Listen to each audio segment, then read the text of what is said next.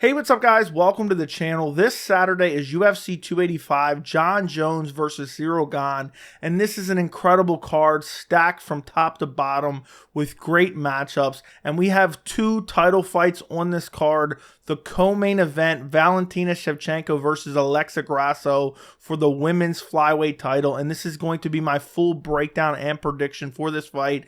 I'm not like crazy excited for this matchup. I would have much preferred a Valentina Shevchenko versus Taila Santos rematch because of how close that fight was. But ultimately, Alexa Grasso is probably the most deserving contender right now outside of Taila Santos. But the division is starting to warm up. You got Erin Blanchfield kind of waiting in the wings now. And this is a matchup where I think a lot of people are counting out Alexa Grasso. But when you have a champion like Valentina Shevchenko, who was dominant for so long and is just perpetually winning and perpetually just dominating other fighters outside of her last fight, there's always a chance they've kind of lost motivation and they're overconfident and they can be dethroned. Nobody would have ever expected Juliana Pena in the first fight against Amanda Nunes to come out there and stop Amanda Nunes. But Nunes wasn't really motivated. She wasn't taking Pena seriously, and she inevitably got stopped. I know they ended up having the rematch, and she was able to defeat Pena in the rematch. But you never know. Could Valentina Shevchenko's motivation be gone? Or could have that close fight against Taila Santos kind of reinvigorated her motivation to train and taking her opponent seriously, because she's pretty much been pretty dominant for the last few years outside of that Santos fight. But Alexa Grasso is a very good fighter. She's not, I know a lot of people are completely counting her out. She has some very good striking. And I think you never know, especially when a fighter and a champion who's been on top for so long starts to get up there in age. There is going to be an inevitable decline. And Valentina Shevchenko is getting up there into her mid-30s. And I think the division's starting to catch up a little bit.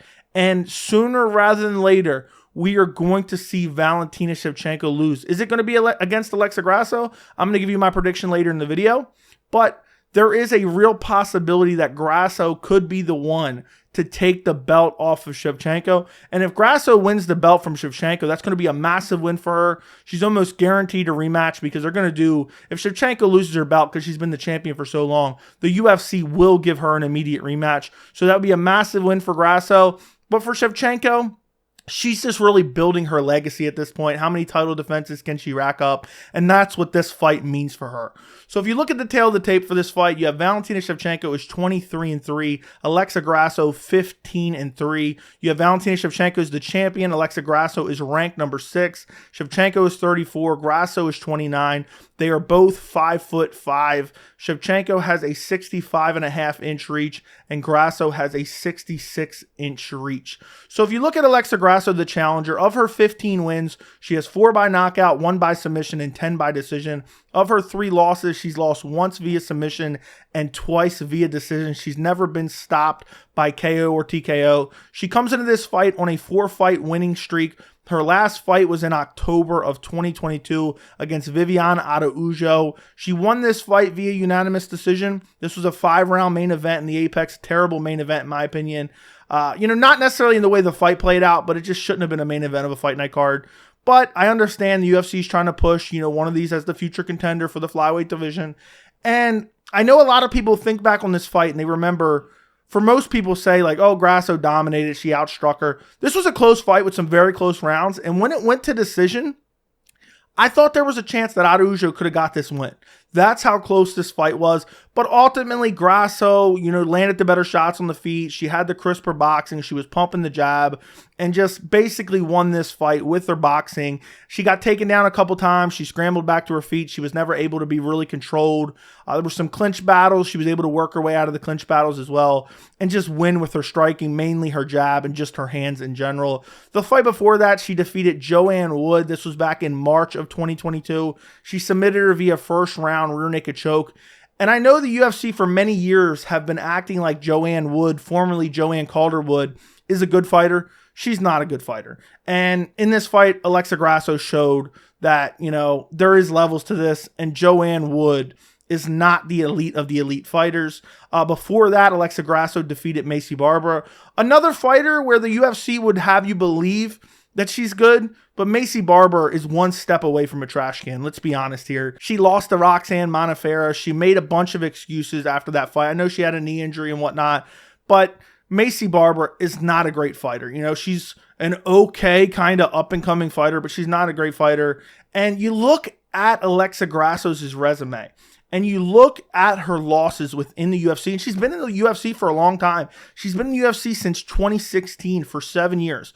Look at her losses. She has a loss to Carla Esparza where she lost via majority decision. She has a loss to Tatiana Suarez, there's a lot of hype behind Tatiana Suarez, and she just returned after like a 3-year layoff from being injured and whatnot.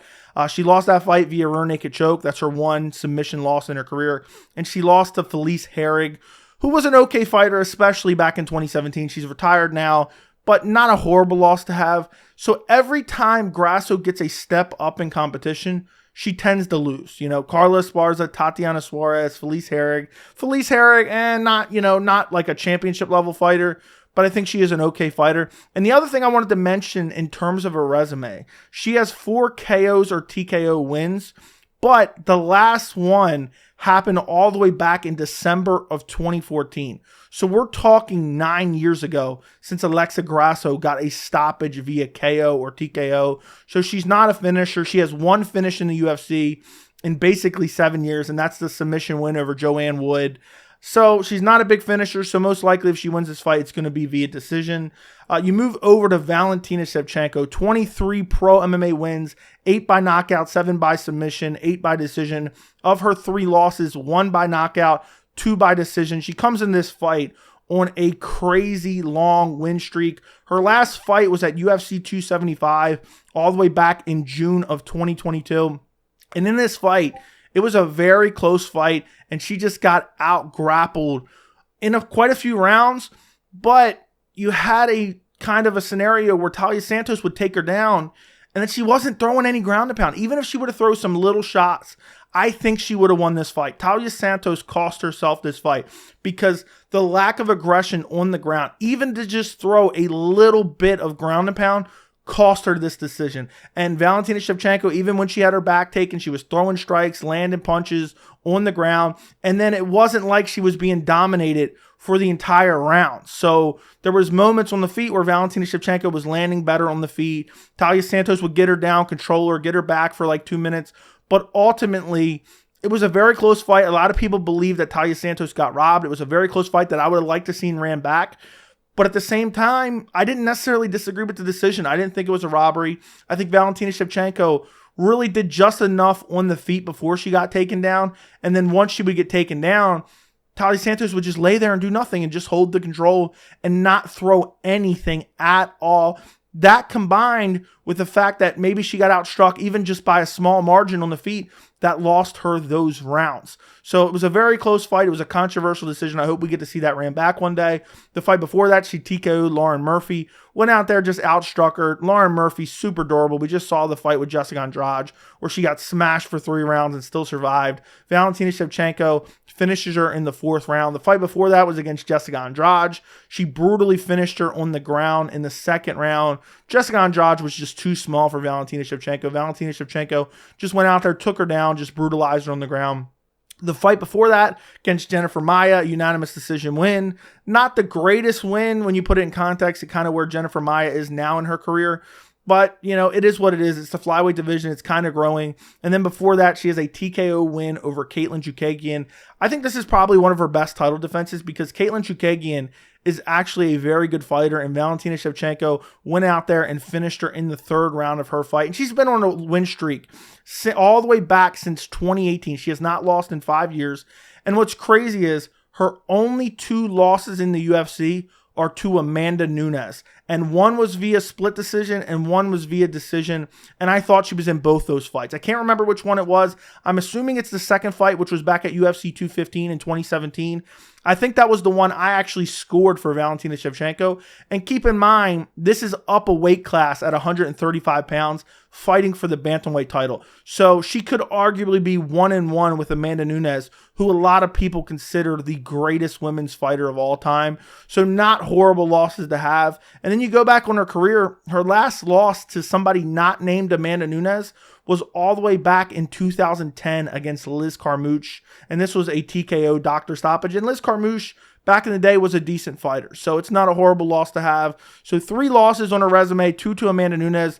One of them very questionable. The other one honestly could have went to Shevchenko as well. There could be an alternate universe where Valentina Shevchenko is still up at bantamweight defending her bantamweight title because she defeated Amanda Nunes twice. Now, I think that's a bit of a stretch, but I do think there should have been a trilogy at some point, and I'm still hoping to this day that we end up at some point with Amanda Nunes versus Valentina Shevchenko 3. But when I look at this fight ultimately, I see a contender in Alexa Grasso who's not super well-rounded, who's not super diverse. She primarily relies on her boxing. She uses her hand, doesn't throw a whole lot of kicks, just primarily using her hands, just boxing up other fighters, pumping the jab. She doesn't have finishing power. She doesn't have great offensive wrestling. She doesn't have great, submission threat. If she does get you down, she has 1 win via submission. She primarily wins her fight via decisions. And I think Valentina Shevchenko, unless her skills have rapidly declined, unless she has fallen off a cliff, I think Valentina Shevchenko is too well-rounded. I think she can go out there, win on the feet. And even if Alexa Grasso's boxing is somehow too much for Valentina Shevchenko and her diversity of attacks, because Valentina Shevchenko mixes in everything, I think Valentina Shevchenko can out-grapple Alexa Grasso. That goes to show you how good Talia Santos' grappling is. But, you look back at the fight against Viviane Araújo, she was able to get Grasso down a couple times. I think Shevchenko mixing that in with the elite level striking, the leg kicks, the head kicks, the boxing overall for Valentina Shevchenko as well. I think she mixes in the takedown. She mixes in the clinch work. I think Valentina Shevchenko is a little bit just too well-rounded for Alexa Grasso, and Grasso is too predictable. So for my official prediction, I am going Valentina Shevchenko via decision. I just think she goes out there. I think she mixes in the wrestling and the striking very well. And I think Grasso is just going to be looking for counters, looking to pump the jabs. I think she's going to have some moments where she's landing some good punches on Valentina Shevchenko. But ultimately, I think everything mixed together for Valentina Shevchenko, the variety of attack, the clinch work, the takedowns, the elite level striking, I think she's going to get it done against Alexa Grasso. I do know that Alexa Grasso has elite level cardio. She's been 5 rounds. We've seen her go 5 rounds. So I don't necessarily see her getting finished. That's why I'm going with decision. And, in her entire career, she's only been finished 1 time out of 18 fights. So I just don't see Valentina Shevchenko going out there and finishing her.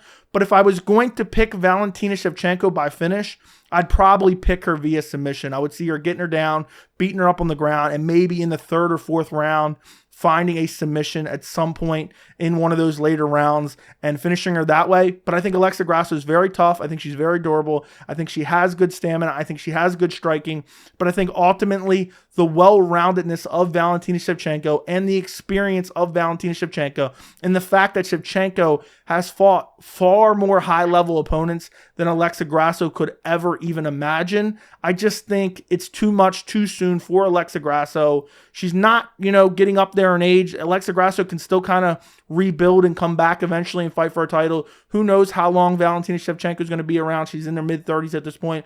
So even if she loses this fight, she can bounce back and fight for a title another day. It's not like the division is crazy stacked. It's starting to heat up with Erin Blanchfield and, Tatiana Suarez, but she's going down to strawweight. So there's plenty of opportunities within this division. And, it's going to be a moment where maybe she loses to Valentina Shevchenko and comes back even stronger. But I think ultimately Valentina Shevchenko wins this fight. I don't think it's going to be crazy dominant, but I do think as the fight goes on, I think it's going to start off competitive. And I think as the fight goes on, Valentina Shevchenko is just going to start to pull away. Like the first round, it's going to be like, okay, that was a 10-9 for Valentina Shevchenko. But Grasso had some moments. She was landing some good punches. And maybe, the momentum could swing. But I think as the fight continues to go on, I think Valentina Shevchenko is going to start to pull away. Even in the 5th round against Talia Santos, I think kind of what sealed the fight for Shevchenko, she took Talia Santos down in the last 2 minutes and controlled her for the last 2 minutes. So I think the grappling of Valentina Shevchenko, she's going to rely on that in this fight. But she's going to mix in the striking as well. But I think her overall well-roundedness wins her via unanimous unanimous decision at UFC 285. But let me know what you guys think in the comments. Is anybody picking Alexa Grasso? Speak now or nobody's going to believe you. I've already done a bunch of UFC 285 prediction videos. I will link my entire UFC 285 playlist down in the description. And if you enjoyed this prediction video, do me a favor, make sure to like the video and subscribe to the channel and turn on notifications. Thank you guys so much for watching, and I will see you in the next video.